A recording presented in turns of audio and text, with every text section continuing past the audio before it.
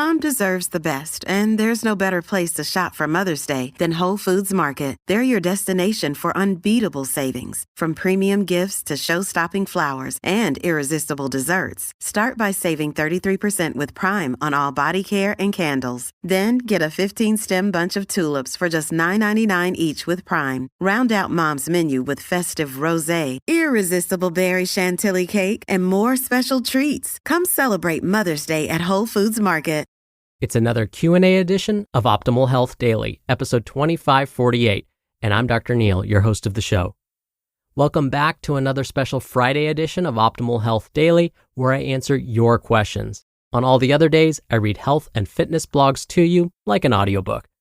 Now, once a month, usually during the first Q&A episode of the month, I mention a bit about my background and credentials so you can better understand where my perspectives come from. Given this is the first Q&A of the month, it's time.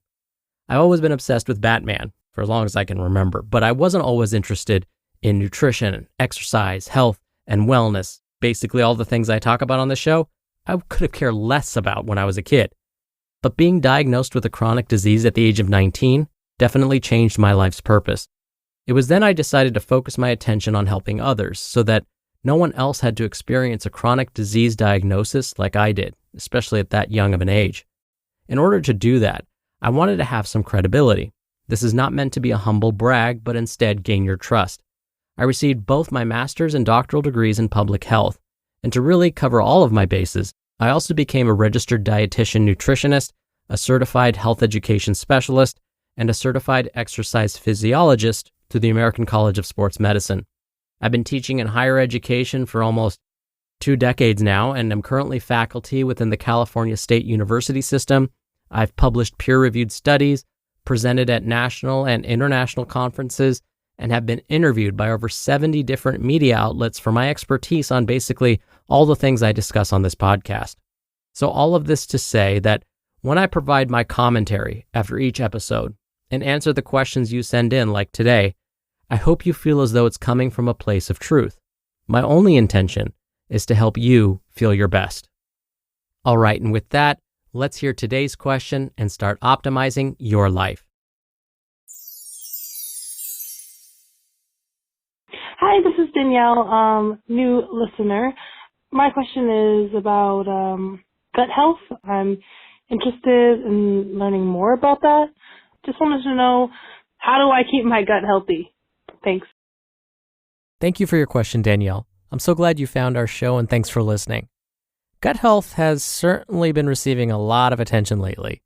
This is because scientists are just starting to uncover how the gut interconnects with every other system in the body, possibly all the way up to the brain. It's possible that the types of bacteria found in our gut may influence the health of, like I said, the brain, our immune system, our ability to lose weight, and even our risk for developing diabetes. Specifically, researchers have been spending a lot of time exploring this thing called the microbiome. One of the biggest challenges when studying the microbiome is actually trying to define it. Even those that specialize in studying it aren't really sure how to define it, or even what to call it. Some use the term microbiota as a synonym for the microbiome.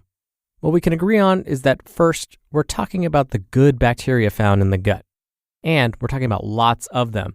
It's estimated that each person has anywhere from 10 to 100 trillion of these good bacteria in our intestines. And remember, these are good bacteria. They help keep us healthy. And what's amazing is that each person's microbiome is different. There are lots of different strains or species of these good bacteria within each person, but in different quantities. It's actually believed that there are at least 400 different species of these good bacteria within each person. It's these different quantities that make everyone's microbiome unique. And what researchers can also agree on is it's always a good idea to try and preserve the health of your gut. So then how do we do this? Certain things can actually injure the microbiome. Now, to be clear, it would be quite a feat to destroy all of the good bacteria found there. Remember, we have trillions of good bacteria at any given time in our intestines. But it is possible to temporarily decrease the amount of these good bacteria in the gut. One of the most common ways this happens is by taking antibiotics. Now, we take antibiotics to help us get over bacterial infections. The trouble is these medications don't know the difference between good versus bad bacteria. Antibiotics just kill bacteria, good and bad, it doesn't matter. Now please don't get me wrong, if your doctor prescribes antibiotics because you have an infection like bacterial pneumonia, strep throat, or a sinus infection, for example, please take them. If you skip your antibiotics, the infection can spread and cause much more serious problems. So let's say you've finished your course of antibiotics and want to get the numbers of good bacteria back to a healthy level, basically resetting your microbiome. How would you go about doing that? Well, one of the best ways is to consume fiber-rich foods. So foods like beans, lentils, nuts, whole grains, oats, fruits, and vegetables. These will all support the regrowth of these beneficial gut bacteria. Consuming a combination of these foods will provide your body with something called short-chain fatty acids. These short-chain fats help the body create more healthy gut bacteria. Now, at this time, it's not worth going out and buying short-chain fatty acid supplements. Instead, eating a fiber-rich diet, including the foods I just mentioned, would be the way to go. So if you can consume anywhere between 25 to 35 grams of fiber each day from the foods I just mentioned, you will replenish those good gut bacteria in no time. Now, what about probiotics like those found in yogurt? Probiotics are live bacteria that support the health of our microbiome. And yes, foods like yogurt, kefir, and Yakult contain lots of probiotics. The trouble is, we don't really know how helpful these foods are when it comes to actually increasing the number of good bacteria in your gut.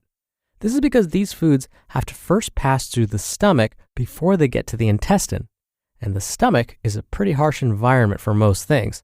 So it's possible that many of these good bacteria are destroyed before they get to the intestines where they can thrive. We must also be careful before supplementing with probiotics as well. As I've mentioned many times before, the supplement industry is kind of like the Wild West right now. Supplement manufacturers are creating products that aren't being tested by independent third parties. So they're putting fillers in their products and sometimes marketing them as supplements. So it's very possible you could go out and purchase what you think is a probiotic supplement, but if we were to actually analyze the product to see what it's truly made of, we might find it contains no good bacteria at all. Or if the product does contain good bacteria, there aren't enough of them to make a difference. So it really comes back to eating whole foods that are good sources of dietary fiber. Again, those are foods like beans, lentils, whole grains, nuts, oats, fruits, and vegetables. You know, all the stuff I end up recommending we consume regularly anyway. Another way to promote gut health is through exercise. We're discovering that walking, jogging, and running may promote gut health because these activities help keep things inside the intestines moving along. In fact, a common treatment for constipation is to take regular walks or go for a light jog. Lastly, stay hydrated. Now, no need to go overboard here, but drink enough water so that your urine is a pale lemonade-y color. If your urine is clear most of the time, you're drinking too much water. You don't need to overhydrate because you can actually excrete vitamins and minerals that way. If your urine is darker than lemonade, you need to hydrate more. So, keeping your gut healthy really comes down to 3 things. Eat foods that are good sources of fiber, beans, lentils, nuts, whole grains, fruits, and vegetables. Exercise, possibly walk, jog, or run. And drink enough water so that your urine is a pale yellow color. If you're able to do one or more of these things regularly, chances are your gut will thank you. When you're hiring, it feels amazing to finally close out a job search. But what if you could get rid of the search and just match? You can with Indeed. Indeed is your matching and hiring platform with over 350 million global monthly visitors and a matching engine that helps you find quality candidates fast. Ditch the busy work. Use Indeed for scheduling, screening, and messaging. 93% of employers agree Indeed delivers the highest quality matches compared to other job sites.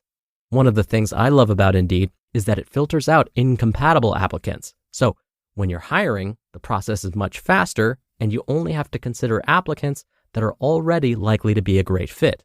And listeners of this show will get a $75 sponsored job credit to get your jobs more visibility at Indeed.com/health.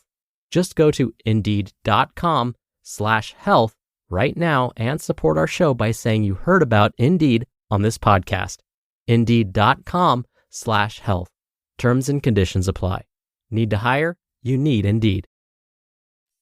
Thank you again so much for taking the time to send in your question, Danielle. Now, if you want to submit a question to be answered right here on the show, plus get a copy of our workbook for free, you can email a question to health@oldpodcast.com. You can also call in your question. The number is country code 161 I love OHD. That's 1-614-568-3643. Or you can submit your audio question at oldpodcast.com/ask. Right there on that page, it's really easy to send in your audio question, and you can even do retakes before sending it in. Again, that's oldpodcast.com/ask. All right, that's another Q&A edition of Optimal Health Daily. Thank you so much for listening every day and all the way through, and I'll see you back here over the weekend where your optimal life awaits.